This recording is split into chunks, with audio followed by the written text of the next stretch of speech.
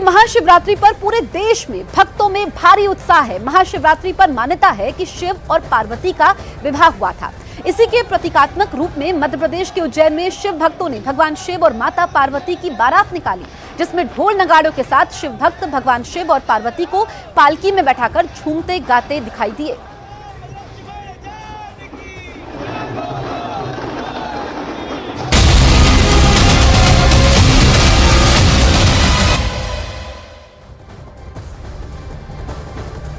नमस्कार, news 18 India देख रहे हैं आप। मैं हूं आपके साथ मोनिका ठाकुर। नमस्कार, आपके साथ हूं मैं लवीना राज। एक ब्रेकिंग न्यूज के साथ शुरुआत हम करने वाले हैं। मिशन 400 पार की पूरी तैयारी दिखाई दे रही है।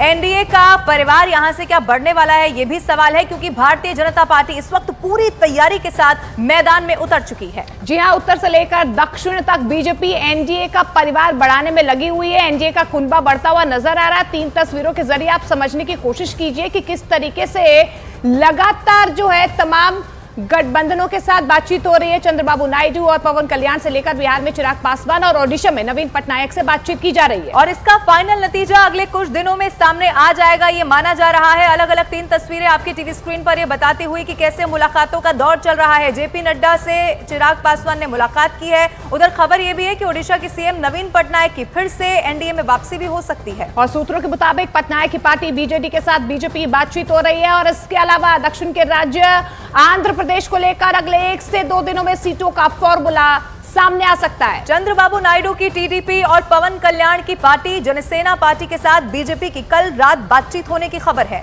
नायडू और पवन कल्याण ने गृह मंत्री अमित शाह और जेपी नड्डा से मुलाकात की है। ऐसे में कयास लगाए जा रहे हैं कि जल्द ही सीटों का फॉर्मूला सामने आ सकता है।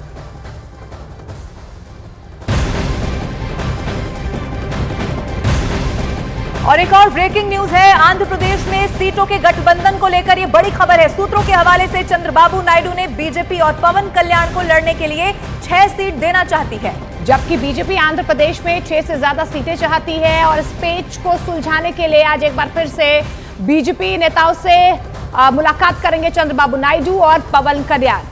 तो सीट शेयरिंग को लेकर क्या फॉर्मूला हो सकता है, इसको लेकर मंत्रणा लगभग आप मान लीजिए कि अंतिम दौर में पहुंच चुकी है। और इसी को लेकर अब मुलाकातों का दौर भी चल रहा है। अब खबर यह है कि जो पेच थोड़ा सा फंसा हुआ है, उसी को सुलझाने के लिए आज एक बार फिर से बीजेपी नेताओं से चंद्रबाबू नायडू और पवन कल्याण मिलने वाले हैं।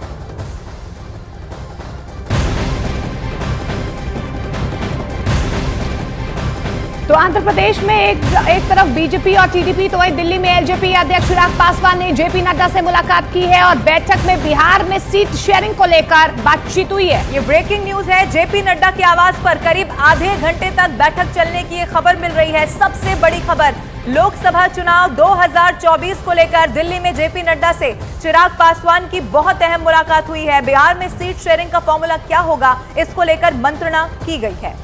तो देखिए, जेडीयू के साथ तो गठबंधन हो ही चुका है, लेकिन चिराग पासवान के साथ ये मुलाकात काफी अहम मानी जा रही है, क्योंकि सीट शेयरिंग को लेकर महामंथन बीजेपी में हो रहा है। पहली लिस्ट बीजेपी की तरफ से जारी कर दी गई है, लेकिन अब दूसरी लिस्ट को लेकर वो दक्षिण हो, बिहार हो, ऐसी तमाम राज्य हैं जहां पर सीट शेयरिंग को लेकर फॉर्मूला तय किया जा रहा है। और अपने आप में मुलाकातों का दौर लगातार जारी है। और ये बैठक की जो तस्वीरें सामने आई है, वो भी आपके टीवी स्क्रीन पर।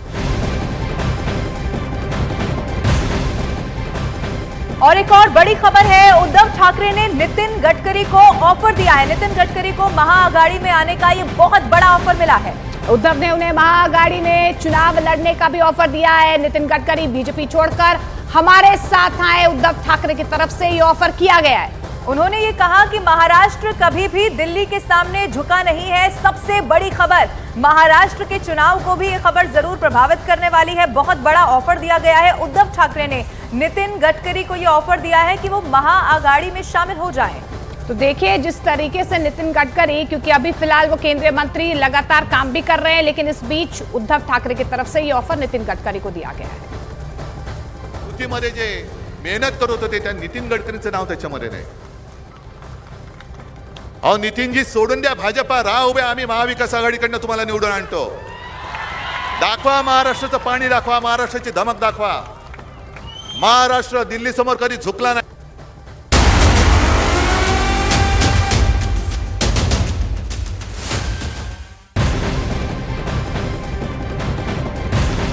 और इस बीच बड़ी खबर कांग्रेस सूत्रों से बड़ी खबर सामने आ रही है। लोकसभा चुनाव नहीं लड़ेंगे कांग्रेस अध्यक्ष मल्लिकार्जुन खड़गे। कर्नाटक के कलबुर्गी सीट मल्लिकार्जुन खड़गे की परंपरागत सीट रही है। पिछले लोकसभा चुनाव में वो इस सीट से हार गए थे, लेकिन खबर यह है कि वो इस बार का चुनाव नहीं लड़ने वाले हैं। आपको बता दें कि मल्लिकार्जुन खड़गे राज्यसभा मेंबर है, वो नेता विपक्ष हैं, पार्टी के अध्यक्ष भी हैं, साथ ही विपक्ष के दलों के गठबंधन इंडिया गठबंधन में भी उनकी बड़ी भूमिका है। लिहाजा ये वजह निकल कर आ रही है कि वो इस बार चुनाव नहीं लड़ेंगे। ये सबसे बड़ी खबर है कांग्रेस के लिहाज से, 2024 लोकसभा चुनाव के लिहाज से। ये सूत्र हालांकि बता रहे हैं इसको लेकर कोई औपचारिक ऐलान नहीं किया गया है, लेकिन कांग्रेस अध्यक्ष मल्लिकार्जुन खड़गे चुनाव नहीं लड़ने वाले हैं। आपको वो भी याद होगा जब एक मत नहीं बन पा रहा था तो मल्लिकार्जुन खड़गे को भी यहाँ पर बड़ा पद दिया जाएगा, इसकी बात सामने आई थी।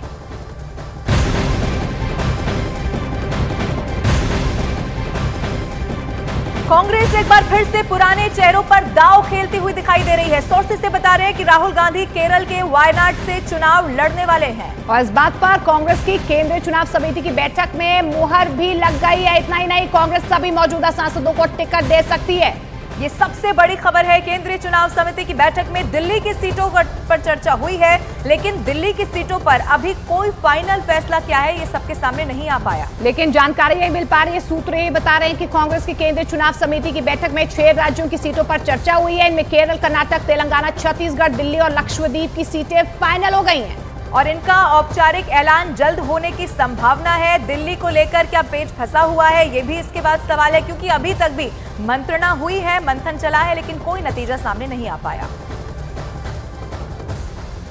चुनाव जीतने की स्थिति में है, उसको पार्टी आदेशित करेगी, वो चुनाव लड़ेगा। अंतिम निर्णय सीईसी लेगी और मुझे लगता है बहुत जल्द इस पर स्पष्ट एक वक्तव्य सीईसी का भी आएगा।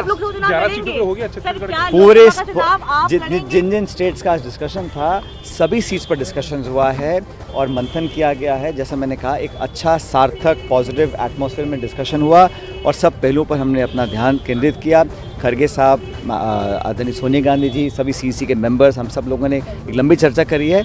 जैसे ही निर्णय को लेगी एआईसीसी आपको सूचित कर दिया जाएगा। डिस्कशन हुआ और बाद में जो है सीईसी का ओपिनियन था कि इसके बारे में 11 तारीख को फिर से डिस्कशन होगा। आज पेंडिंग हो गया सर। कोई थोड़ा सा डिस्कशन जरूर से हुआ, अप्राइजल जैसा हुआ, फिर बाद में से it was the opinion of the CEC कि ये किसी बार for Delhi, it was restricted to Delhi. आज हरियाणा तो उसमें एजेंडा में भी नहीं था।